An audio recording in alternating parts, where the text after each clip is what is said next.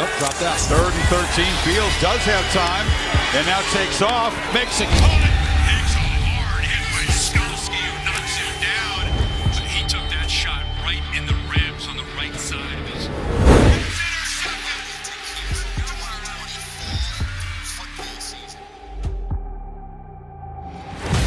Fields on the run, launches for the end zone, coming back, caught for a touchdown. Go, don't you?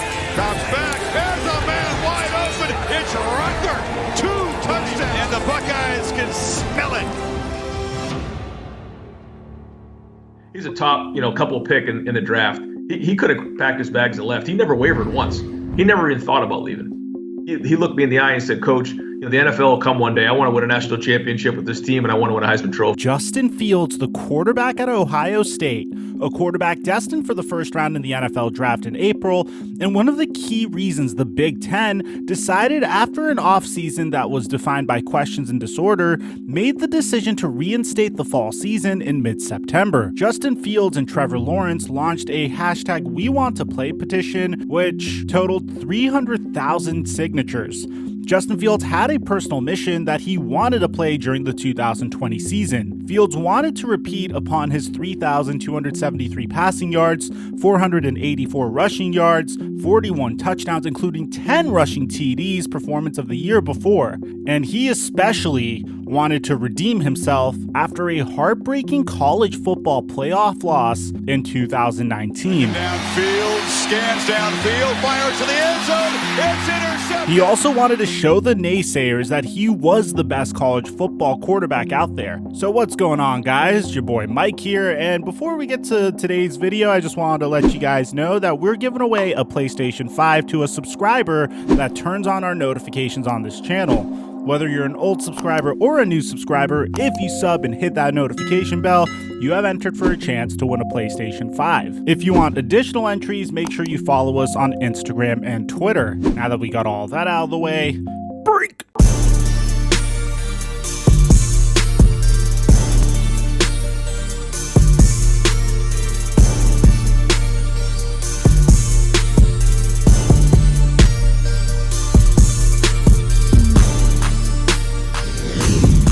Let's take a look at the fascinating story of Justin Fields, how he began at the University of Georgia, and let's investigate the shocking reason why he ultimately transferred to Ohio State. Let's discuss how he had led the Buckeyes to an unblemished 2020 6-0 record, Big East champions, and most incredibly, how he was able to outduel the future #1 overall pick in the 2021 NFL Draft, Trevor Lawrence, to propel the Ohio State Buckeyes to the national championship game. Now, before we get to it, I want you to comment down below and answer this question. Is there any possible way that with a fantastic January performance that Justin Fields can potentially overtake Trevor Lawrence as the top pick in the NFL Draft?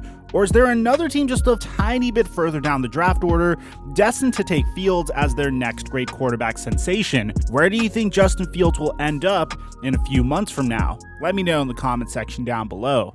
Justin Fields didn't just all of a sudden come out of the woodwork. Basically, everyone was aware of his talents well before he stepped foot on a college campus. Fields was a 5-star recruit out of Kennesaw, Georgia, and his senior year was featured in a Netflix special titled QB1 Beyond the Lights. In 2 seasons as the starting quarterback for his Harrison High School team, the 6'3", 223-pound quarterback put up over 4,000 passing yards, 41 touchdowns, and over 2,000 rushing yards, along with 28 rushing touchdowns. Along with being named the MVP of the Elite 11 quarterback competition, he was also a baseball standout who was generating buzz as a prospect for the Major League Baseball draft. Fields was ranked as the #2 best quarterback coming out of the National High School Recruiting Class of 2018. He first committed to Penn State before switching to the University of Georgia, a hometown choice, as it is a Power 5 school located just 1 hour and 40 minutes from his hometown. As a freshman at Georgia, Justin Fields backed up quarterback Jake Fromm. Fromm was the starter the entire season, but Fields did see some action in 12 games, totaling 328 passing yards, 4 passing touchdowns, and 266 rushing yards with 4 rushing touchdowns. Georgia went on to play Alabama in the SEC championship game that December, and like most teams that play the Crimson Tide, they ended up losing. But the biggest shocker coming out of the postgame news headlines was that Justin Fields announced his intention to transfer to Ohio State. Immediately, the questions arose, and most would be answered with the fact that he was unable to earn the starting quarterback position for the Bulldogs, which is a little fishy if you ask me, considering the fact that Jake Fromm ultimately would get drafted into the 5th round of the NFL draft, and Justin Fields is considered to be a top 15 pick no matter what. So there has to be something more here. Reports said that even during that 2018 season, Fields had already made up his mind on transferring.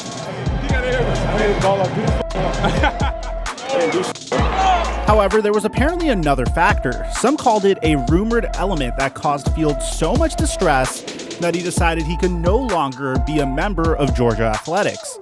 The cause of his distress originated from an incident that happened at a Georgia Bulldogs home football game on September 29, 2018. Fields, who could have easily been a two-sport collegiate athlete in both football and baseball, and was considering joining the baseball team, had a racial slur directed at him while he was on the football field. The kicker is that the slur came from none other than a University of Georgia baseball player. On that Saturday in September, Adam Sasser, who was a senior second baseman for the Bulldogs, yelled from the stands of the Sanford Stadium to, well, you guys could see it on your screen. Many people heard what Sasser yelled, including Fields and school administration, and the second baseman quickly had his collegiate baseball career cut short when he was dismissed from the team the following week.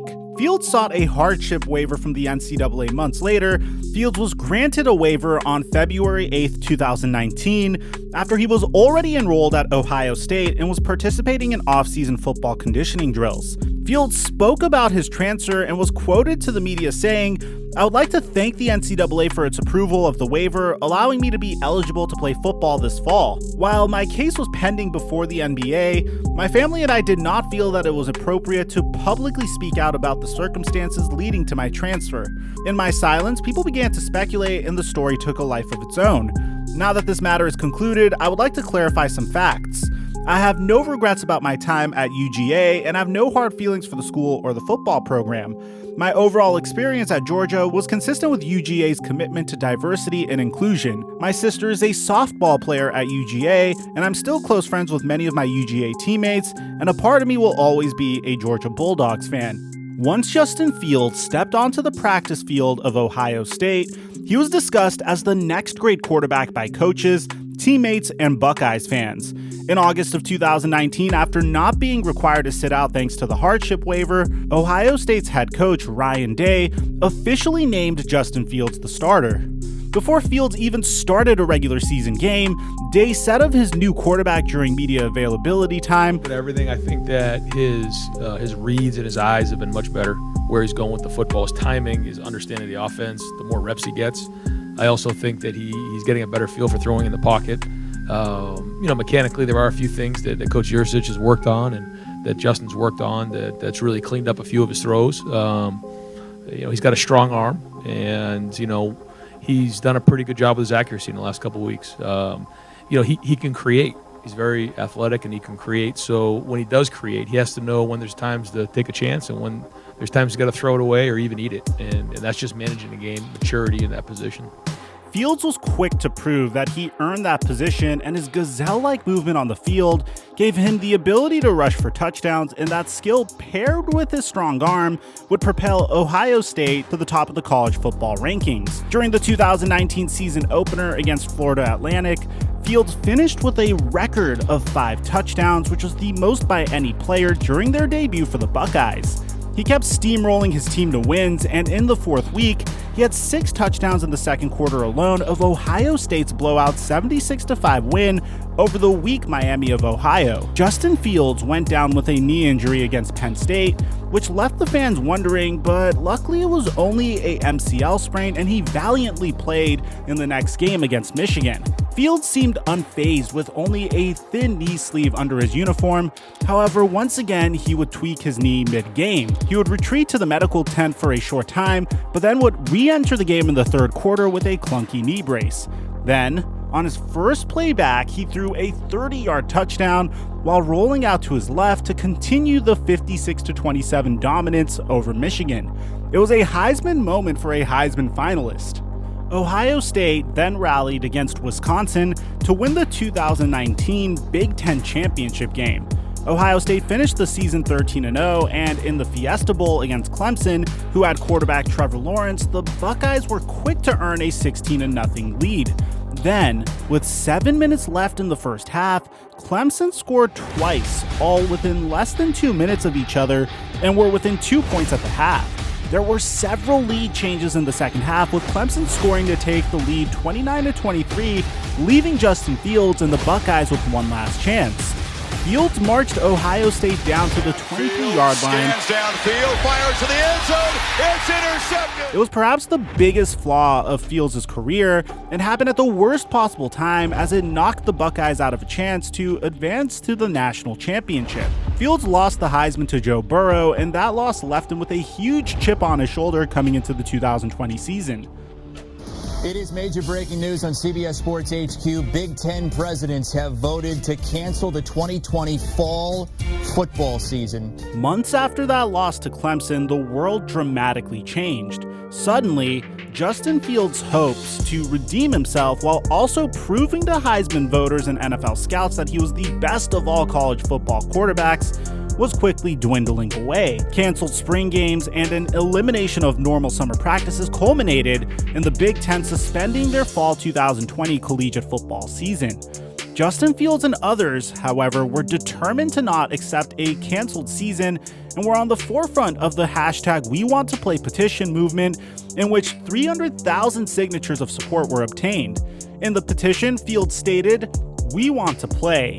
We believe that safety protocols have been established and can be maintained to mitigate concerns of exposure to COVID-19.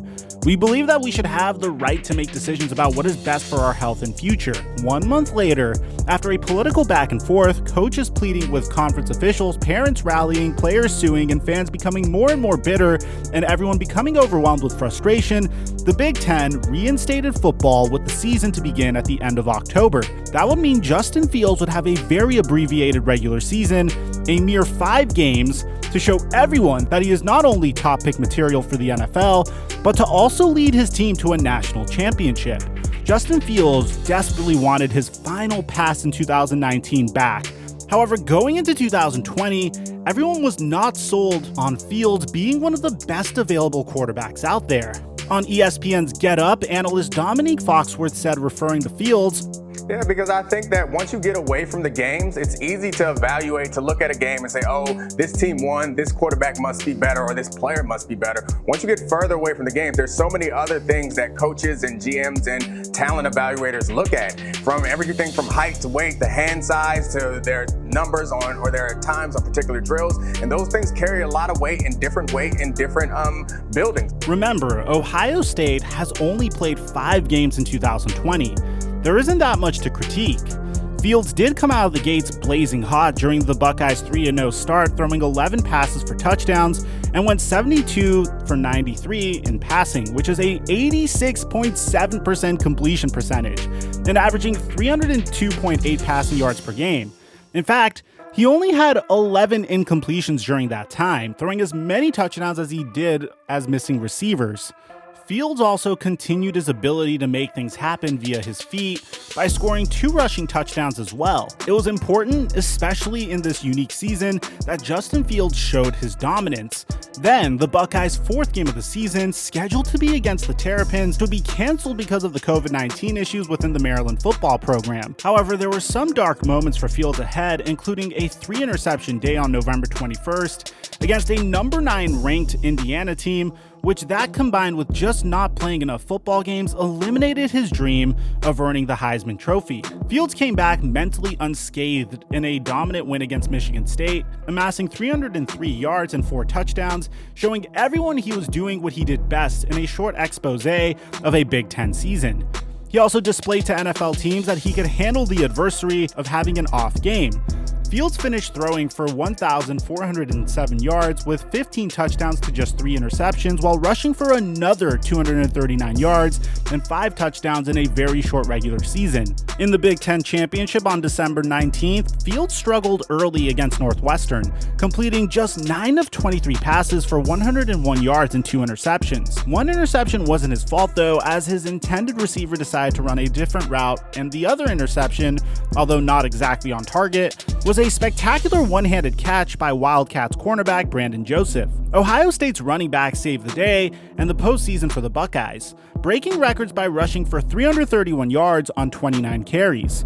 Fields ended the day 12 of 27 passes for 114 yards and no touchdowns. After the game, Fields answered a lot of questions on his performance, and at that time, he admitted that he had an injured thumb on his throwing hand. Yeah, it's pretty stiff right now. I really can't move it, but I think it's just a sprain, so probably just get some ice on it and it should be good in a few days. But that didn't stop Justin Fields from his greatest performance of his collegiate career, because in the Sugar Bowl, in a game where he would finally have an ability to get his retribution, after spending an entire year hearing Dabo Swinney, the head coach of the Clemson Tigers, talk about why the Ohio State Buckeyes did not deserve to even be in the college football playoff. So I,